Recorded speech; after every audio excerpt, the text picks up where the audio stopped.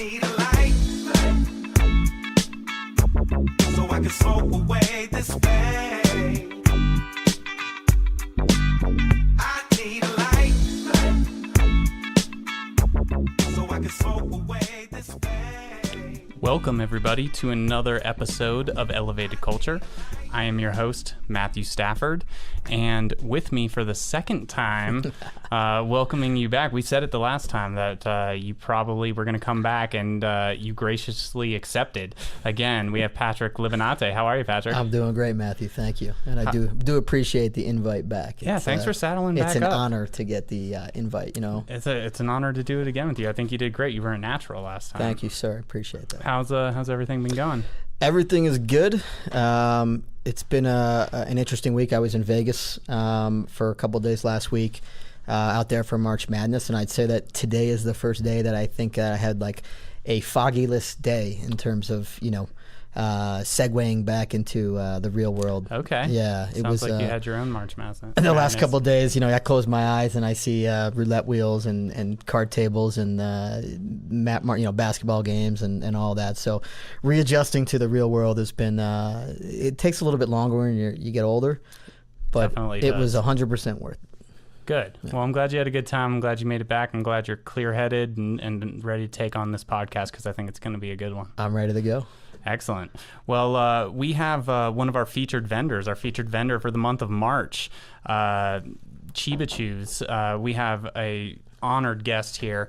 Cheeba Chews, for those who don't know, have been around since the very, very beginning of the medical market, and we're going to kind of get into the history and the story here, kind of how they've grown, new products, and what they're offering now, kind of what's on the horizon. We'll kind of see how things, transpire in the conversation here. But we would like to welcome here to the Elevated Culture podcast the sales director for Cheeba Chews, Marc. Marc, how are you doing? I'm doing awesome. How are you doing? Doing well, thanks. We really appreciate you taking the time out and hopping on the podcast here. Absolutely. I appreciate you guys inviting me over. Yeah. Nice. So just right off the bat, and I find it hard to believe that anyone listening to this or anyone who knows about cannabis medically, recreationally, especially in Colorado, doesn't know Cheeba Chews. Often imitated, never replicated, if I could give you a wrestling intro, I would, I dig it. But could you give kind of just a background of Cheeba Chews, and you're going to do it more justice than I would try to. Sure, absolutely. So, we started in 2009. Our founder literally made the first Cheeba Chews in his kitchen, which is a pretty cool thing. And at the time, of course, it was medical only. Created this taffy that he was able to get into medical dispensaries simply because at the time, a lot of edibles weren't naturally infusing. They didn't have a sativa indica option. And so with his knowledge and vision, created those Cheeba Chews, and we were off to the races. Yeah, and so I remember that it started in 2009, came out of his kitchen, and then kind of just grew into this. And it started with, it was the chocolate taffy, right? Correct, yep. So started with chocolate taffy, and then now, of course, we have caramels, we have gummies, we have straight chocolate, and now recently we've introduced a fruit taffy line that we can get into the flavors on those as well. But yeah, so started as that chocolate taffy, heavy hitting. At the time, a lot of people didn't know the milligrams, what they meant. Probably the founder as well. I mean, he knew his dosage. Right here. Yeah. He knew it worked for him. And interestingly enough, it was 17.5 milligrams was the perfect dose for him. So our quad dose, which was one of the original chews, was 70 milligrams. 4 times 17.5, 70 milligrams. There you go. So that's how it all started. And that's also the Deca dose. You guys do the 17.5 on that as well, because that's 175 milligrams, correct? Correct. So that's where we came up with Deca, meaning 10 doses. We still do that today, the Decadose, but now it's called Extra Strength for regulatory purposes. Yeah, it's. I think I maybe told you this at the golf tournament when I spoke to you. My experience with the Decadose back in 2009. Took one of those. I was living up in Boulder and. Literally bit off a little more than I could chew. Well, I could chew it. It was just could handle. And I remember I think I eyeballed it at around half, and like you said, didn't understand the milligram dosage. You know, I maybe even took a little more than half, and was with my girlfriend at the time, and ended up going to the grocery store and walking around, and it hit me like in the middle of an aisle, and it literally just full all encompassing, and not like, and this is not a bad story, you know, you hear those types of things, and it wasn't a bad story, but I did end up saying like, I just can't be under these fluorescent lights right now. And I was like, I'm going to go sit outside and you can finish shopping. But I need to go sit outside and relax and just like look up at the sky for a little bit. You know, sure. it hit me quick. But it was still very good, even taking that high dosage. Now I'm a 17.5 is like a perfect dosage for me. It's perfect for me. I know where it's at, and we've come a long way with the milligram dosaging. And I think it's interesting. You can kind of speak to this when the recreational market came into play here. Cheeba Chews, you guys are originally kind of held back, right, from entering the recreational market. And, you know, looking back, it seems like was a smart move because, one, there was all these label changes and, you know, imprinting things and stuff like that. But then we got down to the 10 milligram single doses, and which is obviously very good, you know, for people, and telling them to take the 10 milligrams and wait the 2 hours or more, and, you know, don't bite off more than you can handle, you know, that sort of thing. But is that something that you guys saw from that medical market, and then kind of just made that decision as a company to hold back? Sure. Yeah, very conscious decision to do so. And we do that still today. Before we jump into something, we want to make sure we have all our T's crossed and our I's dotted, and make sure it's going to be good for us and for the consumer experience. So yeah, we held back about a year, I think, before we launched our recreational chews. And when we did, we stayed away from the 100 milligram, again, because regulations were changing so rapidly. We introduced them as 80 milligram chews. So it was, you got 8 10s, which until about a year and a half, or I guess about a year and a half ago now, we changed to the 100 milligrams. Okay. So when you guys started doing that, was it just with the recreational product? And I think a lot of companies did this, you know, edible companies, flower companies, you know, tinctures, these types of things. They kind of chose certain products that they were offering to the recreational market that they handpicked them, and they were saying, we offer all this full line to the medical market, but we're only offering specific products to the recreational market. Is that something that you all started out doing from the very beginning when you entered that recreational market, and then kind of grew that product line as you slowly got into it? Yeah, for sure. We started with the chocolate taffy because that was our go-to, you know, our flagship product, if you would. We also did the caramel at the same time, which is available on the medical side. But we didn't introduce the Dabba, which is our mint chocolate, which we had on the medical side, to the rec side. I can't remember exactly what year, but it was many years after we were already in the rec market before we brought that over to the rec side. Okay, so slowly introduced it, kind of the way you slowly got into it. It seems that's the way everything's kind of gone, and obviously medical patients need higher dosages. They're treating certain symptoms, that sort of thing. So it seems smart. But right now you guys have, is it 11, 12 full products that you offer, or more? More than that. Yeah. There's, between the rec and the med side, we have 54 SKUs. Oh, wow. Dang. Now we do. Yeah, well, we do single dose on on the recreational side, so 10 milligram doses that you could buy in an individual single dose on almost all of our products. So it's inflated a little because of that. Okay. Because, we're doubling up on some of them. But, so 54 total SKUs. Wow. That's a lot. That's a big mix, yeah. So you guys started with the taffy, right? And so indica, sativa, hybrid started there.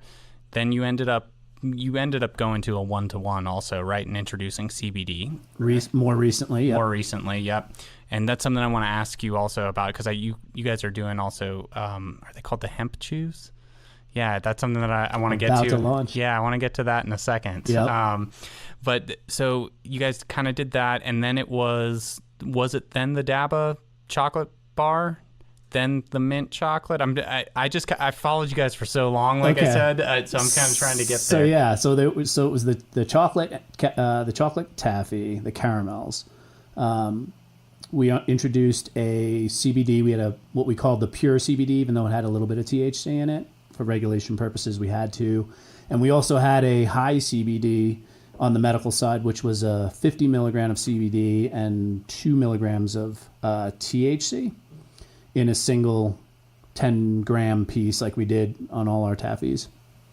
And then after that, in 2012, I want to say, is when we launched the Dabba, which was just a mint chocolate, which we still do today. At the time, it was 100 milligram sativa and indica and 200 milligram hybrid.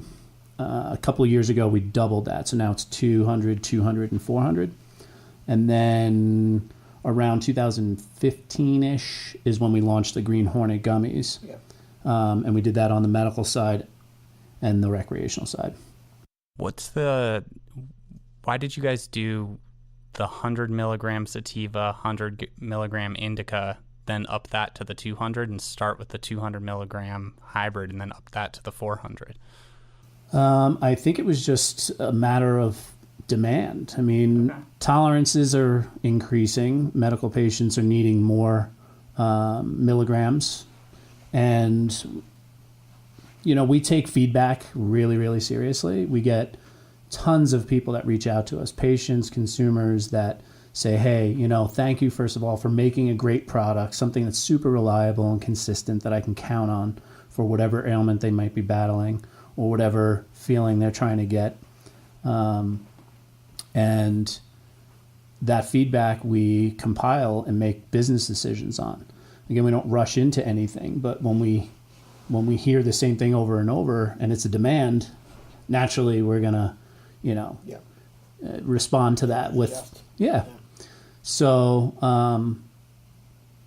and again, we don't do it immediately. So, oftentimes I'm like, let's just do it. Yeah. That's the sales guy way, man. Let's just do it, Listen to your customers and make it happen. Let's act, But so we're really good at planning and making sure that we're doing the right thing before we do it.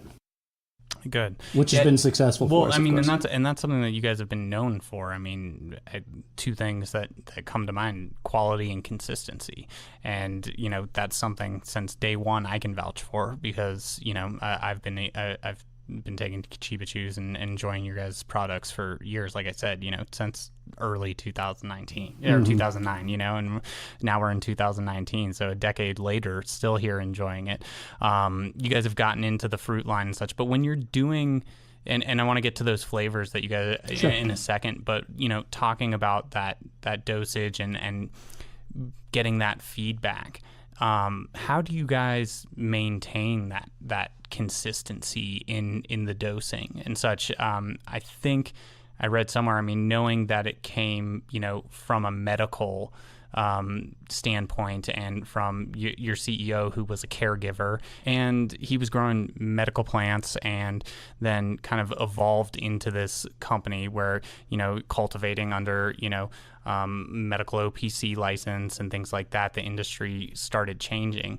And to keep that quality and consistency from someone who was doing that at home, then moving into the regulations, which everyone was trying to figure out on their own. That was kind of like a big thing. And it took a while for everyone, the state of Colorado included, plus all of us who were operating within that industry. But you guys had a lot of high demand also, because you guys are, a big name too, and have been around since the beginning. So I know that you guys hired like some engineers for a machine to kind of help with this, and I'm really interested in that because I've looked at a lot of automation equipment when it comes to flower packaging and trimming and these sorts of things, and the consistency of what you have. I mean, I almost start thinking like Tootsie Roll, when I'm thinking about how that happens. And so is that kind of like the same type of machine? And does that machine also help work with the dosage and maintaining the consistency of that dosage? I have no idea how that works. I would love to have you tour the kitchen once, because I'd love to. It literally looks like Willy Wonka's chocolate factory. Like when you roll. You got Oompa Loompas in there? No, well, that would be sick. We go right now. I'm like, let's go right now. Turn the lights on, right? Nicole had a chance to walk through. Yeah, we saw some pictures. She did that post on there. It was great. Yeah. Amazingly enough, the consistency and the dosage is not machine oriented or driven. It's the consistency in our employees, in the sense that you walk through that place and ask, how long have you been here? How long have you been here? And you will hear years, not months. Many of our employees have been there since the beginning. So that is where we get the consistency from. Our chef, if you would call him, is amazing at what he does. I mean, you could stand next to him for 10 minutes and just be blown away at how he performs his craft. It's amazing. So yeah, that was definitely a key piece in the beginning, was accurate measuring on everything, and staying true to the recipe, not messing. And that's what gave us the traction. I mean, people loved our product right out of the gate because it was so unique. No one had been doing anything like it. And again, some heavy hitting products that we put out that people were blown away by, like, oh my gosh, this tiny little piece of candy kicked my ass. Not that that's what everyone's looking for, but I think that made a big splash in the industry that gave us kind of that head start. Yeah, it packed a punch, and it's that whole, I don't know, small package, big things, and then people just being aware of their tolerances, which is the most important thing. So everybody listening, start small, start with your 10 milligrams or even less, wait the time, understand, and go from there. That's really the way to do it, because no one wants anyone to have a bad time. And you hear these stories and things, and there have been things in the news when it comes to edibles and such. And I think it really comes down to education. You guys have done the testing, the consistency. I don't think the general public, I think consumers who are often going into dispensaries and such, maybe understand, like, things are tested. I don't think they understand how strenuously the testing is in this industry, especially taking homogenized samples for edibles and what you're doing, and in order to guarantee that 10 milligram dosage on the recreational side and such. It's a big thing. I think education, especially when it comes to edibles, is huge, and it's started to get out there, and it's started to grow a little bit more. But when you've seen those types of news articles and things that kind of get this really big flash of public attention, nationwide attention, because someone traveled, like a reporter traveled to Colorado and had a bad time on edibles, it makes me wonder how much they were educated before, how much they chose to educate themselves or how much they just chose to rely on other people. And I know that you guys do a lot of pop-ups. You guys, go into a lot of different dispensaries, obviously clinics and such. But, you guys go in there and you guys really do work at educating people. And and it seems like that's something that Cheeba Chews is really ingrained in your culture as a company. For sure. It's actually a really high focus that we have currently is trying to spend as much time as we can with budtenders, having those conversations, helping educate, asking the questions that they ask of consumers before making recommendations. And we understand there's options out there. And although we'd love everyone to buy Cheeba Chews, we understand, hey, we're not the best fit for everybody all the time. So really just trying to push that education mentality across to anyone that we're in front of. And when we do pop-ups and we talk to consumers directly, same thing. We want to make sure that if this is their first experience, that it is a good one. Because there are, unfortunately, people that don't listen or just, pop in edibles and don't think about what might be right for them or understand it good enough to make a good decision. You know what I mean? Are you seeing, like, in recent times, are you seeing more and more people that are coming in who are kind of curious, as they say, or first timers, like over the last year versus maybe your first couple of years?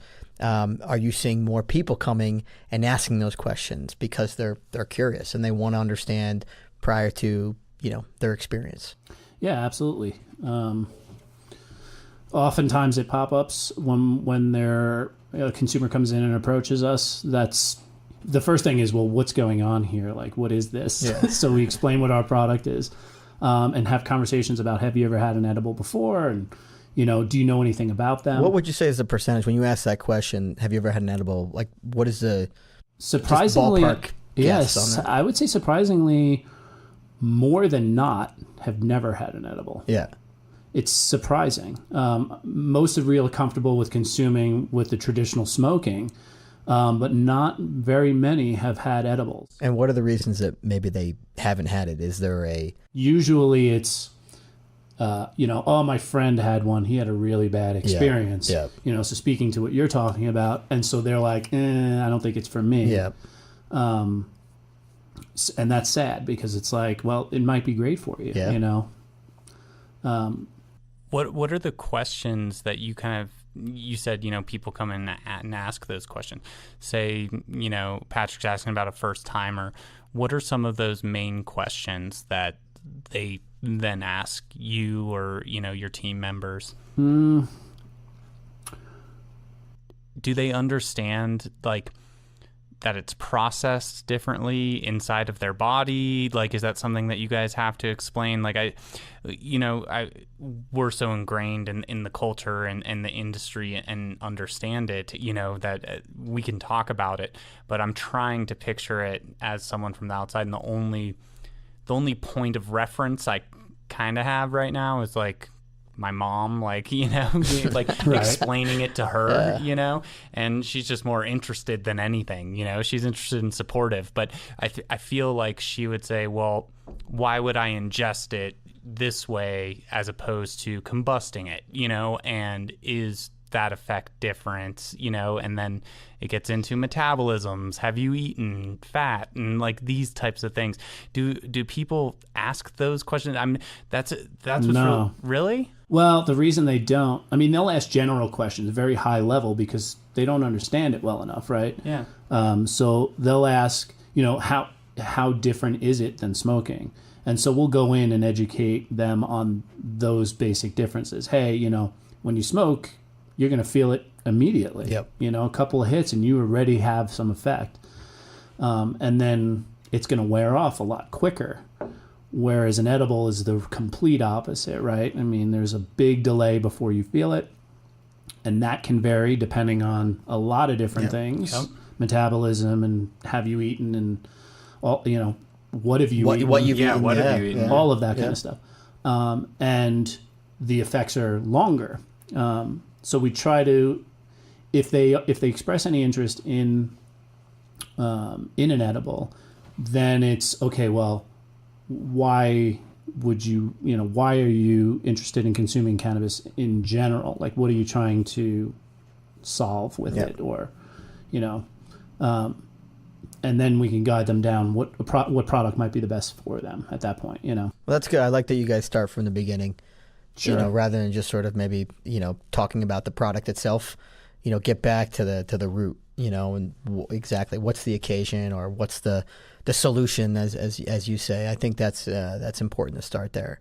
I think ultimately you guys will find that you have a better chance of creating a satisfied consumer that way, versus just sort of being like, well, this is, $10 off today or something along those lines. Right. Just moving products. So I'm glad to hear you guys are being, conscious of that and really trying to personalize that experience for them. Yeah. Don't you feel there's really a need for that in the industry? No, absolutely. We talked a lot about this on the last podcast, and that, we talked a lot about the differences between alcohol and cannabis. And I came from the alcohol industry, and we all obviously grew up and experienced alcohol on our own terms. And, if you got sick on alcohol, you had a bad next couple days, maybe some regrets, some apologies you had to make. But you probably dove back in pretty quickly, Sure. after that. And you learned. I can't mix, or I shouldn't do shots, or I shouldn't funnel, whatever it might have been that, your mistake was. But with cannabis, if you make that mistake and it hits you hard, right? So like imagine Matthew's experience in the supermarket with somebody who's never had that experience. I feel like there's a 911 call being made rather than, Matthew going outside and looking up at the sky. And that experience will scare the hell out of somebody and probably keep them away from ever trying that product ever again, maybe. Yep. So I think sometimes the consequences of a bad experience on edibles is 10 times worse than what you might have from an alcohol experience. Which to me is kind of mind blowing, because alcohol, I mean, you could be throwing up. Yeah. We talked about. Yeah, really I agree. Yeah, I completely agree. I think it's the panic of, because I'm sure we've all been very high at one point in our life, right? Absolutely. And so novices panic, I feel, when they're experiencing that. Yeah. And so it's important that we educate, and I think the industry as a whole needs more of that, from the bud tender to any really experience, any person that they're talking to that's in the industry. Yep. Just to help them understand the plant better and how it can affect them, and how their body metabolizes and processes an edible can vary from one person to the next. And that's something that we explain too. Like, hey, just because your buddy had a bad experience doesn't necessarily mean that you will. Yeah. There's a lot of finite details there, that a lot of factors like we already talked about, and then everyone's biochemistry is just completely different. Sure. Everyone's endocannabinoid system is completely different. It's interesting to talk about these experiences when people, get to that point and, get really, really high and kind of freak out. And it's like, they're so accustomed to certain things, whether it's alcohol, like we were just talking about, like, being a kid and eating a bunch of pixie sticks and getting a sugar high, like things like that. So accustomed, but this is so foreign that it makes you never want to do it again, or you heard about it, so you don't want to try it.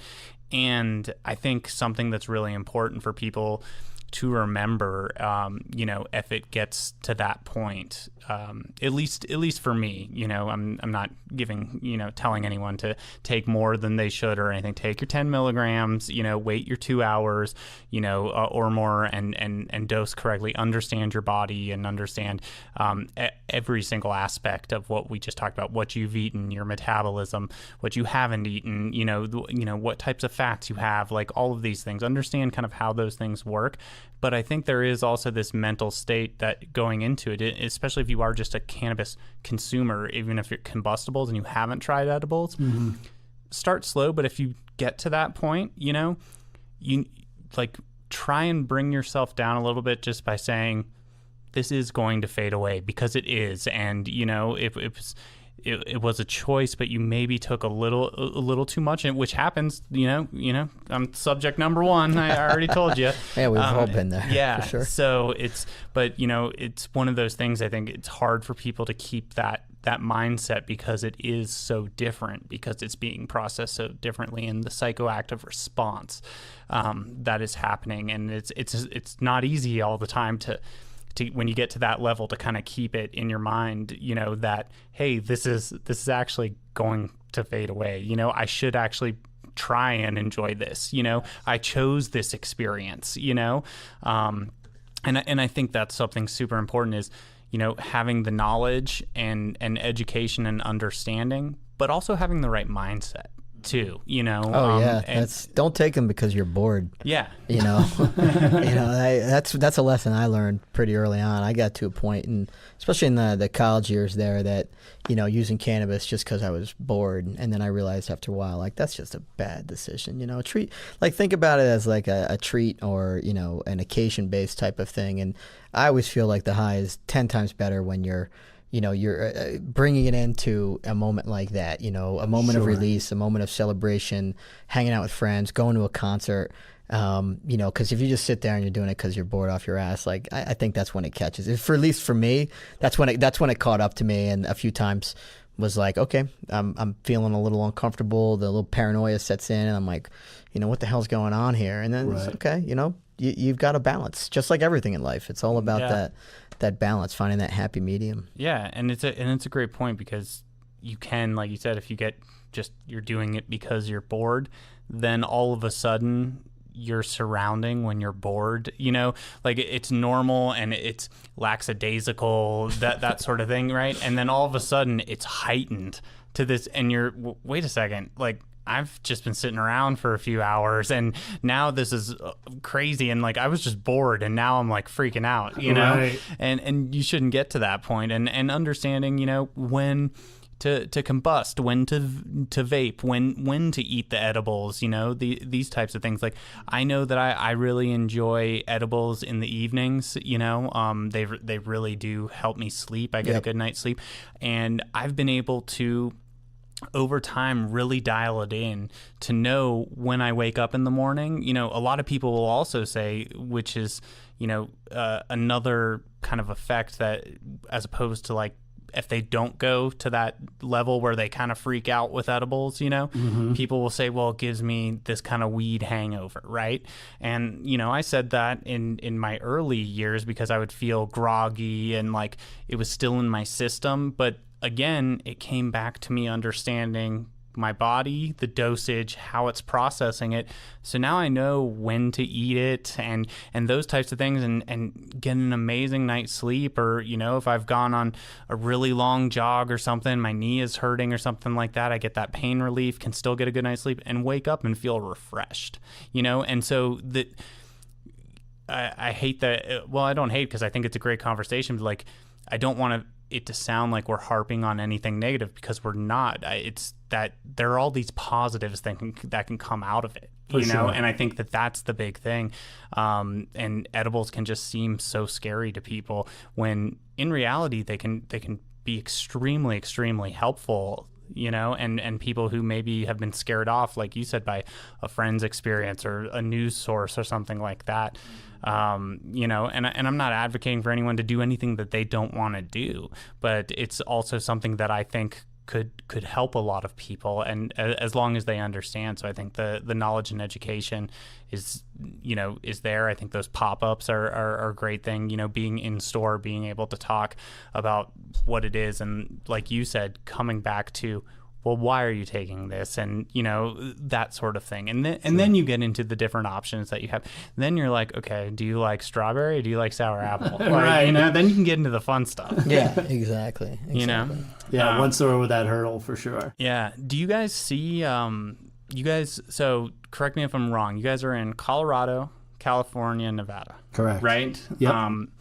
Do you guys see different products being more popular up from your SKU line? Do you see within those states like one product, you know, kind of selling more and people gravitating to that more state to state? Great question. That is a good question. Yeah. And I wish I had more detailed information on what's selling in the other states. I mean, I'm obviously here in Colorado, so focused there, but the popularity of our products are fairly consistent across the states.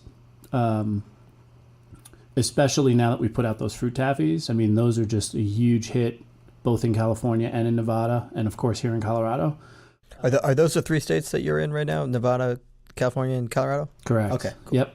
And working on a state out east as well, Massachusetts. Nice. I was gonna ask you if you guys had plans on expansion, just because you guys are such a big brand here, you know, and in those other states in Nevada and California. It kind of correlates back to, you know, a while ago when I was asking the recreational market and kind of getting in. Sure.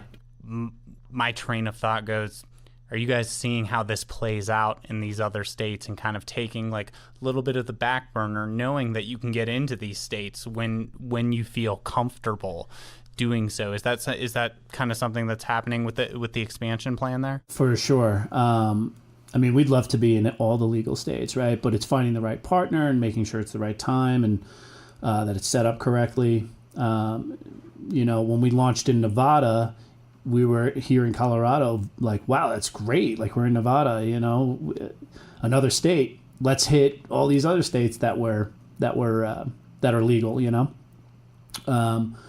And like everything, like we've been talking about, we take a very slow approach and make sure, hey, before we jump in, let's make sure that we have everything set up the way we want because of our brand and our popularity. And again, the consistency and the reliability, we want that to translate across the entire country. So don't want to jump into anything before we're fully ready to do so. Can I just say, as a New York sports fan, that feeding people from Massachusetts edibles is a horrible idea. So horrible idea. There'll be more of a mass hole. Yeah, the mass hole amplification. Yeah. No, I say that with much love to many a Massachusetts, you know, fan I know and embrace. But yeah, wow, can you just imagine that? Well, all those championships coupled with edibles. Oh my god! Right, that's a horrible thought. Why would you bring that up? It's a fucking nightmare for me. That is terrible. I know. Podcast is over. I'm gonna go cry. Well, I was actually going to say, because when I asked, you know, about what was selling more, if you had an idea, it's interesting because the whole thought, the train of thought that I had was, you know, people think I grew up in Atlanta, so people have an idea about the South, you know, and, you know, the Southeast. And then you have the Northeast. You have the Pacific Northwest. You have, you know, California. It's part of the Pacific Northwest. California is kind of like its own little country, separated into 3, you know, that sort of thing. But everyone has kind of their own stereotype, you know, of everyone in these it's almost like a culture, right? Like they all have their own sort of weed culture. That's a better way of putting it.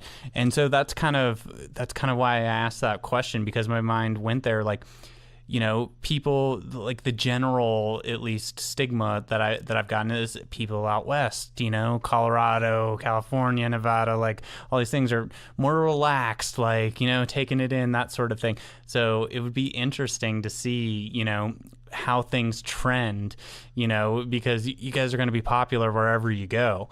Right. But you know, how certain products trend based on that, and just kind of look at it from like a sociological standpoint. It's just really interesting to me. I don't know. That's where my mind goes. I like that sociological, like anthropology, like it's like a study. Yeah, it's like a study. Like if anyone's listening to this in college and you're a sociology major, to take that, because what I got from sociology was that you can just make up a study about anything about people. That's a great idea. Some interns, send us some resumes. Send us some resumes. You could be an intern on this podcast. I don't know. Cheeba Chews might be looking for interns too. We always need some. Yeah. Well, speaking about like expansion and into other states, you want to talk about CBD? Sure. You want to talk about hemp? Like sure. You guys eventually ended up doing a 1-to-1, right? Correct. With THC to CBD. Mm-hmm. What is that dosage exactly? Is it? So we have a few CBD products now. So on the taffy, we have a 1-to-1, which is 50 milligrams THC, 50 milligrams CBD in a medical chew. So it's 100 milligrams total. And then on the recreational side, we still have, on the medical side, we have the pure CBD as well. It's 100 milligrams CBD with, I think, like 4 or 5 milligrams of THC. You know, we try to get in that range. And then similarly on the rec side, we have those two products as well. 100 on the pure CBD. It's all, again, a little bit of THC in there, but mostly CBD, 100 milligrams. Broken into 10 pieces, so 10 tens. And then we have a 1-to-1 that is 5 of each. So 5 milligrams CBD, 5 milligrams THC in a 10 pack, so you get 50 and 50 in the entire pack. And then we have a gummy now too that we just put out. Are all the gummies under the Green Hornet line? Correct. Okay. Yep. So you have how many different gummy flavors and sort of dosages do you have then? I know you mentioned before you had like 51 or 52 SKUs. 54. 54. Because I was way off. I bet the under. I'm still in Vegas. I went the under. You went under. Yeah. I went way under. So. That's true. You did. I did. We currently have 7 flavors of gummies. Okay. All THC, 6 of them THC, and the black cherry that we just put out is our 1-to-1. Nice. So that you're going to get 100 milligrams total. Again, 200 milligrams total, 100 milligrams THC, 100 milligrams CBD. Okay. In a 10 pack. I love black cherry flavor, so Yeah. I'm already all in. You're going to love it. You know what? That's a great comment. The segue here. This is my number one question that I had for you today. Okay, let's hear it. And it's going to sound so basic, but to me, it's a marketing guy question. I'll just break it down. When I got out here, I had never heard of Cheeba Chews. Came from New York City, like East Coast guy, whatever. I'm learning so much about it. And I heard taffy. Cheeba Chews is taffy. Mm-hmm. And to me, taffy is such like a nostalgic candy. It's such a nostalgic product. Like you're thinking like Mark, saltwater taffy? Exactly. Yeah, so Mark and I are saltwater. from the East Coast. Like my parents both from New Jersey. We would go down to the Jersey Shore and like saltwater taffies would like, that was just awesome for the kids. You know, me and my brothers and sisters. When I was a kid, it was like going to Charleston or like, you know, going to Hilton Head or something like saltwater taffy. Exactly. So you got like, think about some of the you mentioned Willy Wonka before. You mentioned Pixie Sticks. Those are like nostalgic candies, and I think like Charleston Chews and Laffy Taffy and all of those type of taffy based candies are, to me, like it just brings me back to the, you know, to the youth, to the innocence. So I got to ask, like, the question that I had was, why taffy? And I know that's basic as hell, but I got to know, like, what was there? That's a great question. Was there like a strategic initiative around this, or some type of story to be told? I wish I had a great story to tell, but I don't.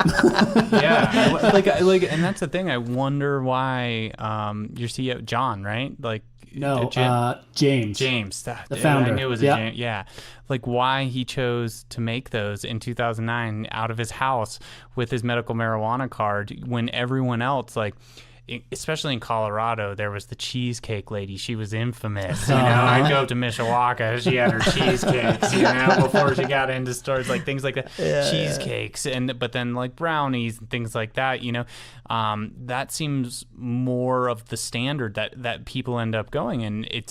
And maybe it was just a choice that he made, you know.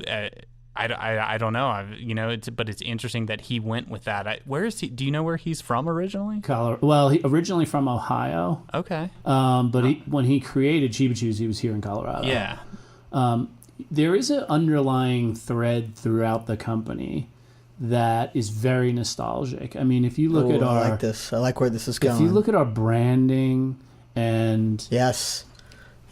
And some of the merchandise that we put out, it's very retro. Yeah. There's a retro feel to a lot of what we do. It's got a boardwalk feel to it. It really does. So that was a huge kickoff, I think, to us as well. People really resonated with the product, even though they had, you know, when we first came out, even though they had never tried it before, because of that retro nostalgic feel to it.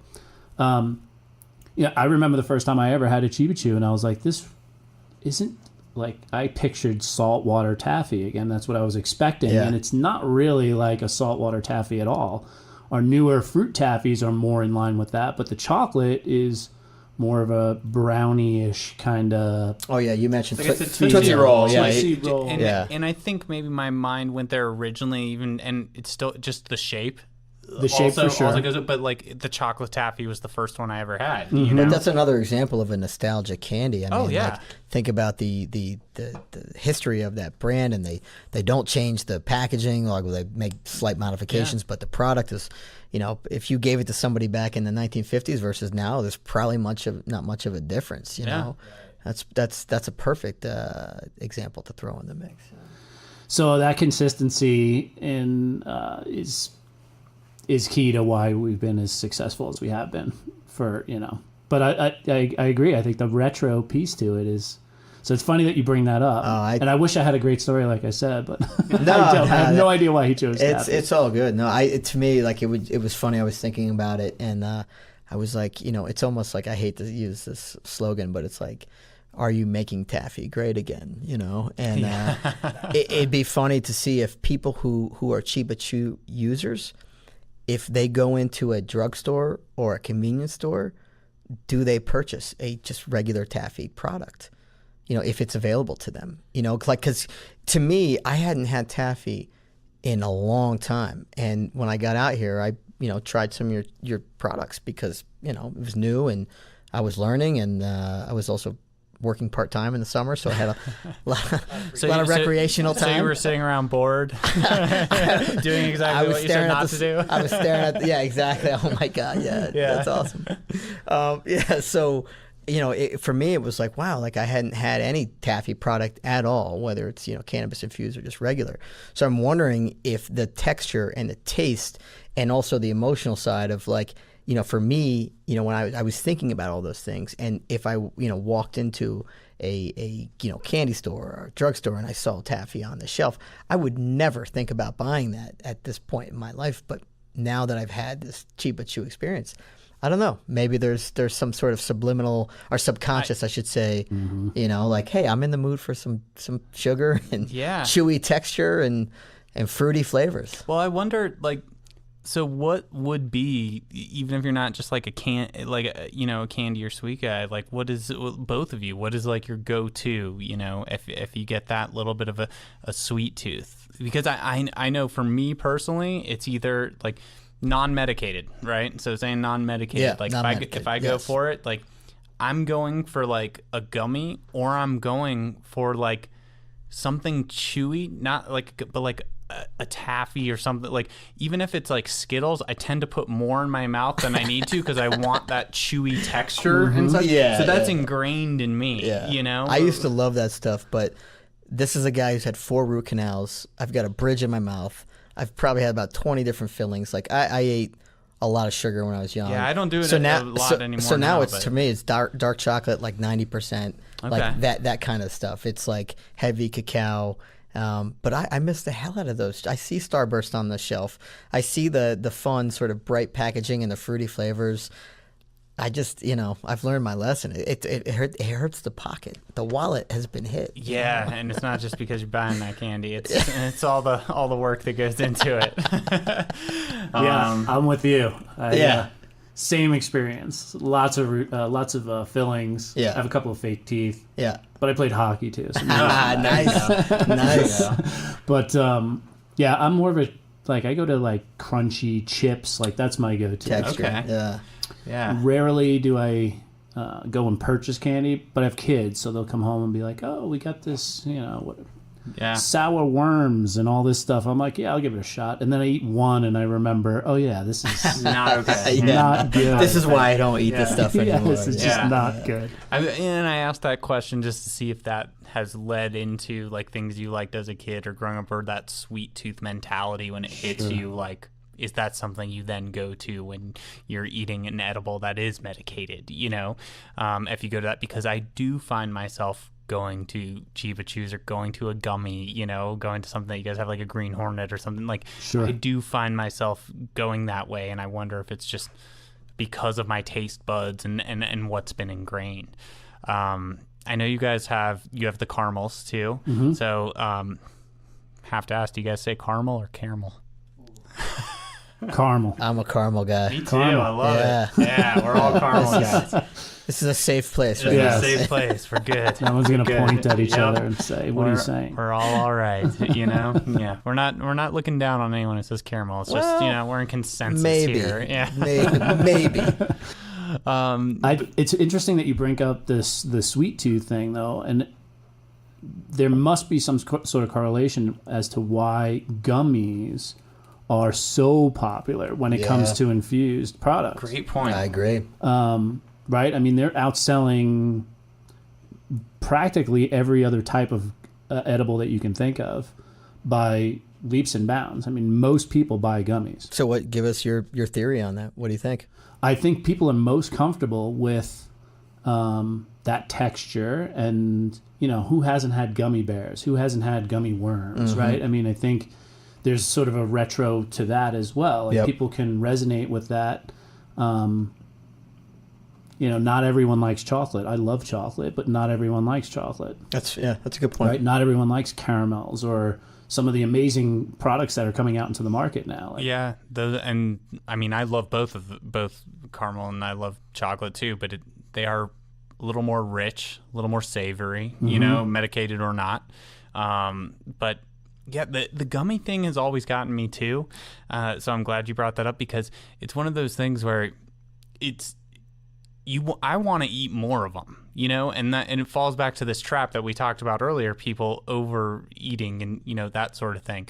And a lot of these things taste really good too. And especially over time, they've tasted better and better. And that's something that Cheeba Chews, you guys have really focused on, is taste recently, right? In the past couple of years, and really reformulated that, right? Yeah, for sure. I mean, everyone knows what the original Cheeba Chews, how they affected you, right? I mean, you had firsthand experience. That Decadose, when you first ate it, probably wasn't the most tasty edible you've ever had. It tasted a little bit like hash oil, I will say. Course. Yeah, and the more I think about that first experience, I'm like, maybe I should just eat half a Decadose and just podcast, and just like, even if I'm by myself, just do it and just throw it out there, just to show everyone it's not scary. Like, right. I'm just an idiot.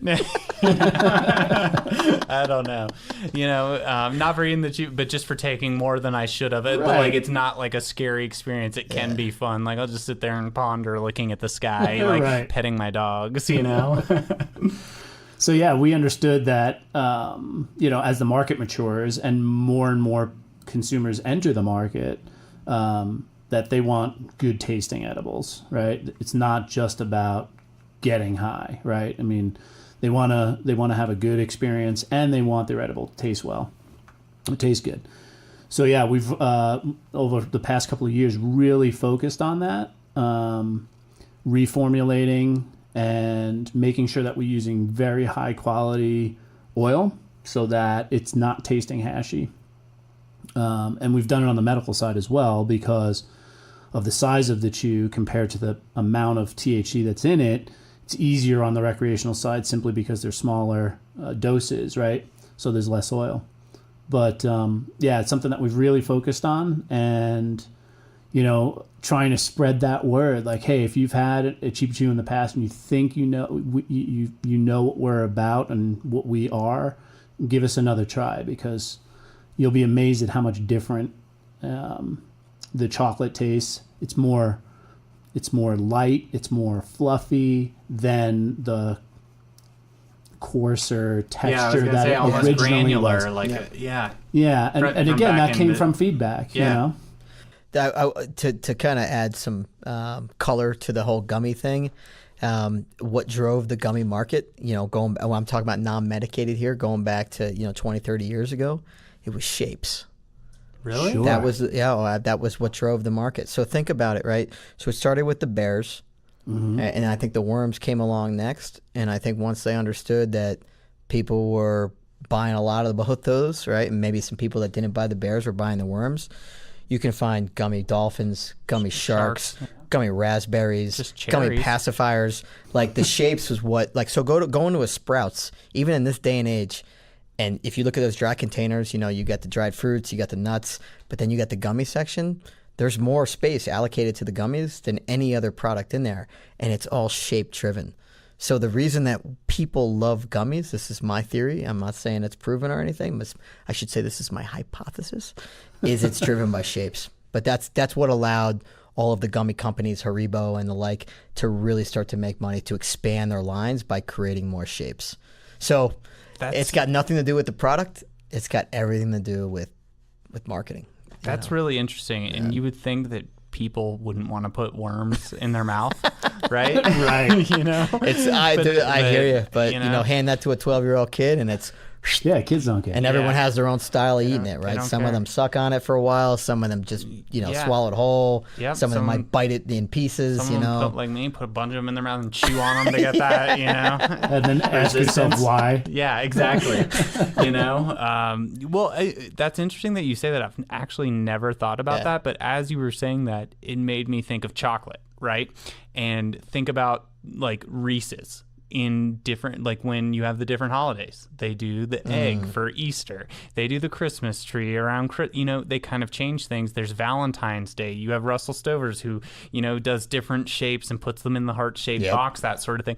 It's really interesting to think about how shape could be driving. Take that back sort of to your thing. marketing people. Yeah. Well, unfortunately, there's too much regulation. We can't do any shape. No shapes. Yeah, that's the thing. Not at all. You can't have any gummies, anything like that. Believe me, I'd like that children would relate to, anything like that. Yeah, and that's that's fair. I will say that, being so nascent in the market and everything. So I think that's the right move. I will say.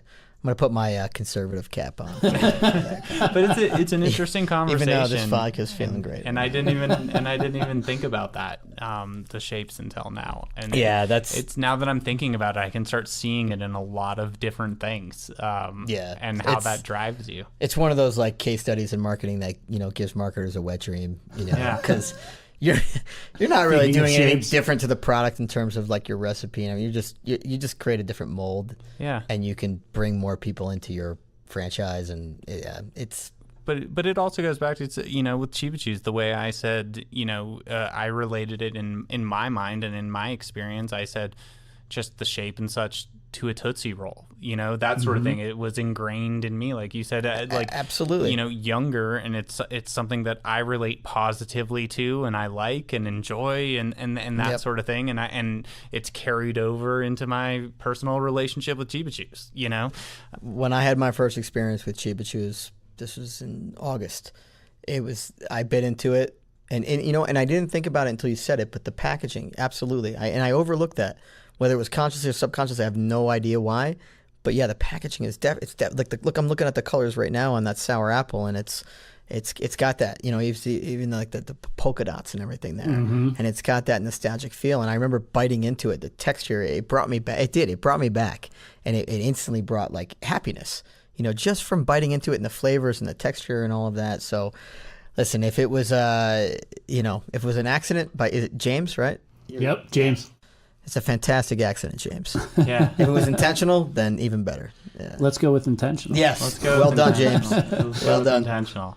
Speaking of Tootsie Rolls, I want to bring this up before I forget because it's a funny story. I don't know if you recall, but it was either last April or the April prior. I can't remember exactly when, but our marketing guy thought it would be a good idea to send out a little post about a fake news article that we bought Tootsie Roll.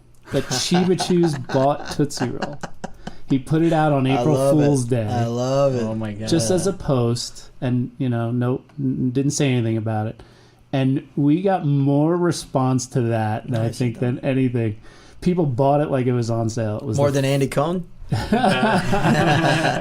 love Andy Cohen. Yeah, for good great reason. Shout out for there. good reason. Yeah, great shout out. No, I love that. I love there's some April Fool stuff that companies do, from a marketing standpoint. That's just like, come on, like you're trying too hard. But I like that. I like that a lot. It was funny. Good. That's good. So much so that we still hear it today. People are like, "Well, you guys own Tootsie Roll now, right?" Like, no, dude, that was a joke. Like. And the number he put on it was like, oh, we bought them for like $8 million. And I was like, yeah, how could anyone believe that? They're valued a little more than that. Slightly. Maybe 9. Yeah, maybe 9. Right. All I'm saying is I would totally have like a Cheeba Chew Tootsie Pop. A Tootsie Pop. Yeah, like a Tootsie Roll Pop. You Okay. know? Like, Do we have to give you credit? how many licks to in the the center and how many licks to the outside? I would love the that. That's a good idea. fantastic. Yeah, I love it. So yeah, to have it. Another nostalgic candy, right? Yeah, there. that's what I'm saying. I love those things. We'll call it the Cheeba Chews Stafford Sucker. Yeah, there you go. Yeah, We got to give you some credit. Got to give you some credit. Yeah, exactly. Oh, that's awesome. You guys also have, I alluded to it a little bit earlier, hemp coming into the game here. I mean, Yep. it's a big thing in the cannabis industry and an industry on its own. But you guys coming soon. I know if you even go to your webpage, you have coming soon hemp chews, right? What are those about? So pure CBD chews. They'll initially be launched in 4 flavors, and we're super close, like super close. Yeah, super excited about it. I mean, obviously CBD is blowing up, and it allows us to reach a broader market without having to, go through some of the strict regulations that we have here on the THC side, right? So are you guys going to start in more markets than just the 3 markets and the 4th that you're working on right now when it comes to THC? With hemp and CBD, obviously it opens up broadly, as you just said. For sure. So when you launch that product, is that something that's going to be launched on a much broader scale? Absolutely, yeah. We'll be able to put that up on the website and allow people to purchase directly, and so that's the long-term plan of it. Obviously, locally, it allows us to walk into any place that sells CBD. It doesn't have to necessarily be a dispensary. Yep. So yeah, we're super excited about that. It's going to be a great product, and the fact that we have the brand recognition to start makes it that much more exciting. What's the timing on that? Sorry if I missed that. I hate to put timing on anything. Give me a ballpark. I like ballparks. I would say within the next month you'll be able to get it. Wow, that's a good ballpark. That's about where we're at. All right, so nice. super close. That's a good ballpark. So everyone keep a lookout on that. Yeah, that's pretty exciting. Very exciting. Do you know the 4 flavors yet, or can you say? I do, but I'd rather not say. Okay. We'll leave it as a surprise. Yeah, leave it as a surprise. It's like a drum roll. ... I will tell you that we have a new Cheeba Chew coming out as well. That was going to be my next question. What's on the horizon Sweet. for Cheeba Chews? So we have this. So is this the first time you're announcing this? This is exclusive? Yeah. Is this Elevated sure, we'll culture call it an exclusive. Yeah. Sure, why not? With an asterisk. Yeah. Yes. I'll throw an air horn behind that. You better do that. Yeah, I'm Honestly, going that to. better happen. I'm yeah. going to. Now that I said it, I have to. Throw that in there. Yeah. So we have the strawberry fruit taffy that we put out about a year and a half ago or so, and then about 6 months ago, or maybe a little longer now, the sour apple came out. So our next fruit taffy is going to be an orange cream, and this again goes back to a little bit nostalgia, baby. Oh my god! It literally tastes like a creamsicle. Oh. It's so unbelievably delicious. I'm telling you, James is not doing this accidentally. This is intentional. Tapping into his childhood. the roots of innocence and youth and just deliciousness. I mean, who doesn't like creamsicles? That's fantastic. Yeah. I want it. Literally, who doesn't? Yeah. So we're excited about that. Those will be out real soon as well. That's awesome. Probably within less than a month. That's awesome. Super excited about this. That's really great. Do you guys have any events or pop-ups or anything that you've been our featured vendor here for the month of March at all of our clinic stores, which we love and appreciate, and it's been an amazing symbiotic relationship between both of us. But is there anything else big event wise, pop-up wise that you'd love to hear and just shout out and have people know about? Any plugs? Yeah. Any plugs? Plug free here. Get some plugs.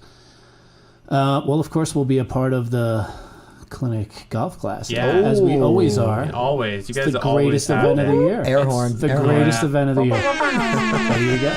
Yeah, it's that one is so great. Yeah, it's amazing. like we were saying earlier. I remember talking to you while I was there rolling around this last year, and it's my first year doing. I was calling it a cart cast, going around, but it was always great. And you guys sponsored a whole. You guys had your whole tent set up and everything like that. And as always, it was just popping, with people and just fun and positivity and everyone enjoying it. It's the same thing that I it's what I'm imagine when I see people going into a store and purchasing Cheeba Chews, but I get to see it, like everyone going and being like excited and talking about Cheeba Chews and getting to enjoy them, partake or hold on to them and enjoy them later, that sort of thing. For sure. And also the fact that it's all for an amazing cause too. Absolutely.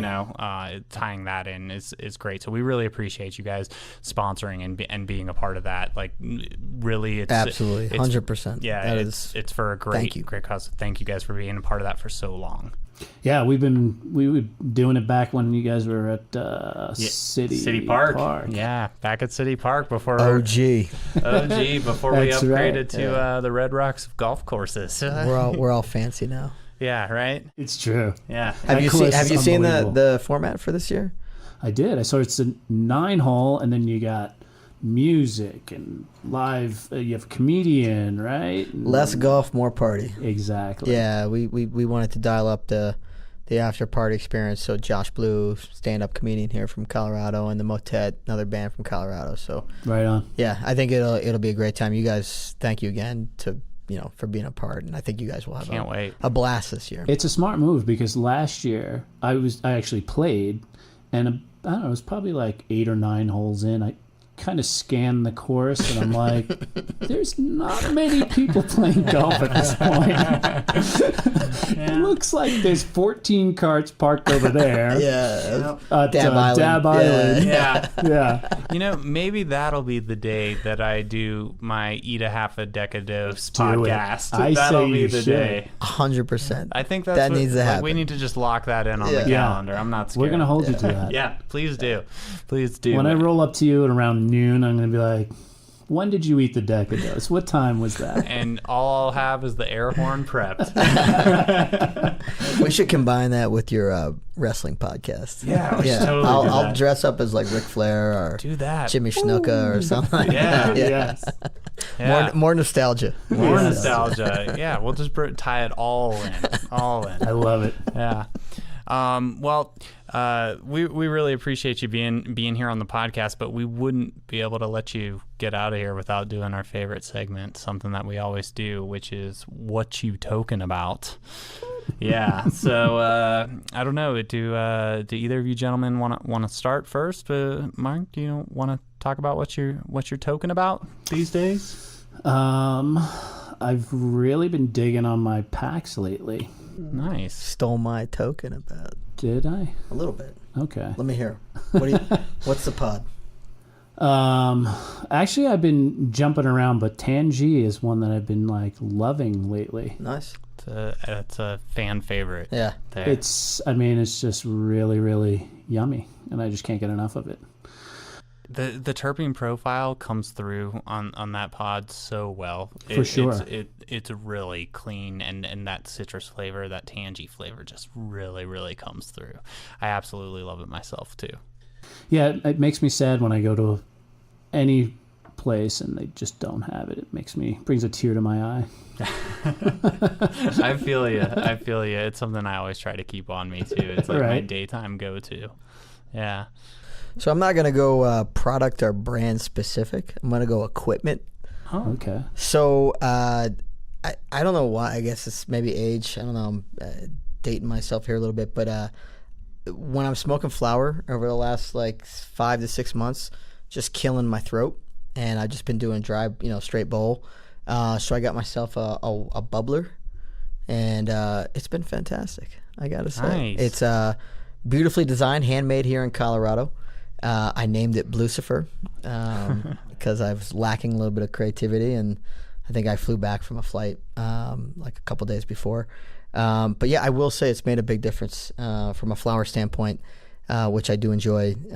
It's definitely a lot easier on the alt throat, and delivers the flower experience that I enjoy, both from the from the inhale to the exhale to the after effects. So that's my what's token, or sorry, what you token about. That's what you token about?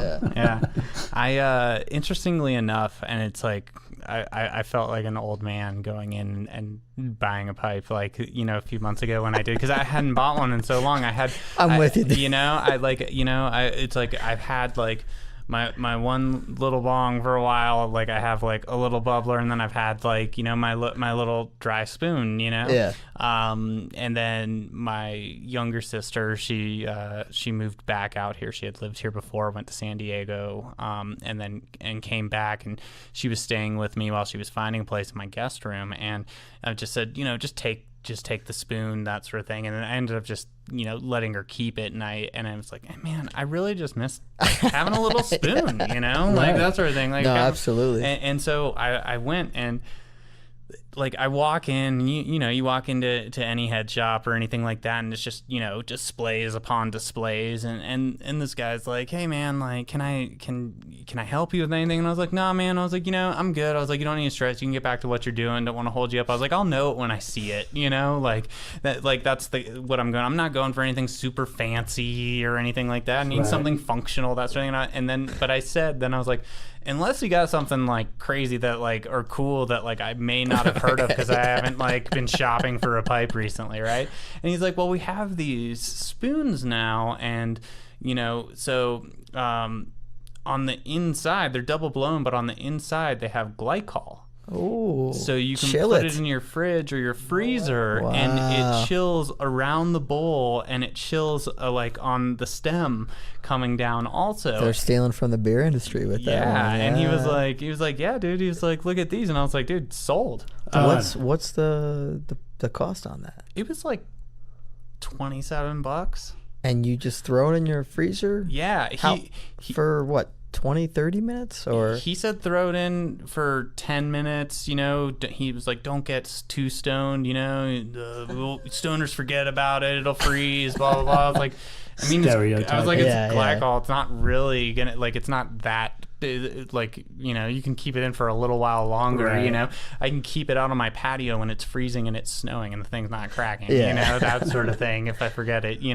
But he said like 10 to 20 minutes. But you can put it in there. Like it'll get cold within that 10 to 20 minutes. But keep it in there for 30 and it's perfect. That's fantastic. Yeah, I am buying one of those. I had no idea. This I was like, man, am I that old? Really? I was like, or I just haven't shopped for pipes, or I just I was like, we have so many options here these days. Edibles, we have, vape pens, Pax pens, like 510s, disposables. We have like a million different things. Right. So yeah, it was really interesting, but it's a funny story. So I'm glad that you got back into your bubbler. That filtration, that it really helps. I feel cheated.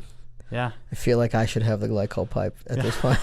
Maybe I might just. You guys should trade. I might just go get you one. That might be a gift. Trade your bubbler for this. Yeah, exactly. Blucifer. Me and Blucifer have gotten along so well, but you already named it. No, I think it's a future purchase. Yeah. Well, now That's you know. Great. That's a great one. And for those who are listening who are like, man, I've known about that for a long time. I'm sorry, I just didn't know. I'm sorry, I'm not sorry. But now I know, and I love it. So, well, when it comes to what I'm talking about, I'm going to tie this back into wrestling too. The new strain from the bank, which is our genetics Grab them and cakes. flower company. Yeah. Yep, grab them cakes. The Junkyard Dog.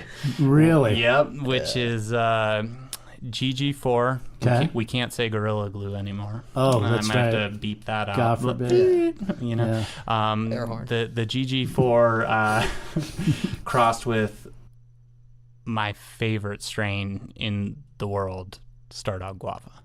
And the cross of those two, it's something that I can say I've been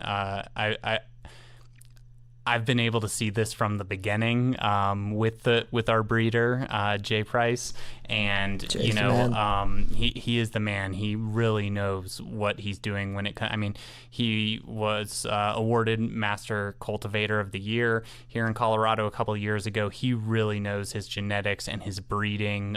He's responsible for all of the bank seeds, all of the clones, all of these things, and he does all our whole genetic program. And he's got this cross down, and we are now releasing it. And it's the GG4 cross with the Stardog Guava, and it's the flavor coming through. GG4, I always get like a little bit of like a hint of spice with it, like on the tongue, you know. But Stardog Guava, the only way I describe it, and I may have said it on a previous podcast, I don't know, but I always say this when people ask me about Stardog Guava. They're like the feeling, you know, that sort of thing. And for me, it's one of those, I'm like, for a sativa, it's not a functional sativa for me, right? I feel like someone took like a little like helium gun, put it in my ear, and just and like my head's just I'm wide awake, but my head's just floating. And for some reason I love that, because I'm like awake, but I'm like, oh, it's like a moment that I'm just like not thinking about anything, because my mind, all of our minds were constantly bombarded and always going over things. Yep. So that with the edge of the GG4 has been absolutely amazing. But I'll tell you, come the Charity Classic, I know I'll be talking about that Decadose. JYD. Yeah. Nice. I cannot wait. No, for sure. This weekend, actually, definitely diving into the Cheeba Chews. So hopefully on the next episode, if I'm invited back for number 3. Number 3. Lucky number 3. I will be talking about my Cheeba Chew experience, so I'm pretty excited about that. And which are you going to choose, do you think? What would you recommend? Wow. Well, I will say, let me give you a little bit of, I'd say like a 10 to 15 milligram range is usually good for me. Okay. And if I'd say on a weekend, I'd be doing some like sucking in media, playing video games, watching movies, sitting on the couch, that kind of stuff. Okay. And are you digging on some CBD or not so much? I like the CBD. Yeah, I do.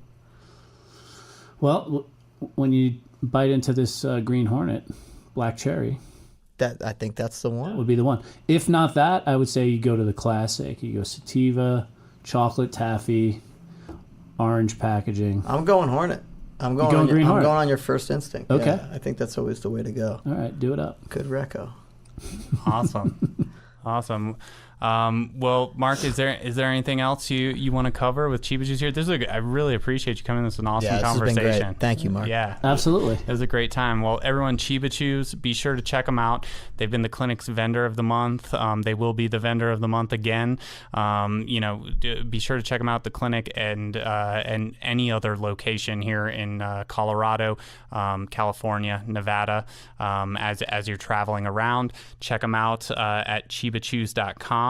Cheeba_Chews on Instagram, at Cheeba Chew, don't make it plural, on Twitter, and Cheeba Chews on Facebook. Follow them. You'll and be the first ones to find out when they drop those hemp chews too. I know you can go to the website and sign up to be one of the first people to know. 1 month. 1 month. Yeah, 1 month. Yep. Elevated Culture exclusive. So do that. So again, Mark, really appreciate you coming on the podcast. So Marc Pandolfi, from sales director for Cheeba Chews. It was an honor and a pleasure. So thank you so much. Thank you, Mark. Appreciate you guys having me. Yeah. Awesome. Everybody else, please remember to rate, review, and subscribe to Elevated Culture if you haven't. We really appreciate it. And follow us on social media. Search the clinic on Facebook if you haven't already, and _clinic_Colorado on Instagram. You'll find deals. You'll find out when new pop-ups are happening, preferred vendors, all these types of things. And go to thecliniccolorado.com/blog, which is an amazing blog. And there's a great post there right now, kind of giving a history of Cheeba Chews, talking about their products, and then also has a lot of pictures from the tour that Nicole was grateful enough to go on, which hopefully I'll be able to go on soon here too, because I would absolutely love that, because I'm super into it. So I'd love to set that up. I'd be be super enthused to Heck yeah. come to the Wonka factory. So again, Mark, really appreciate you coming on the podcast. Patrick, thank you so much. Thank you for having me again. And everybody out there, just remember, keep your culture elevated.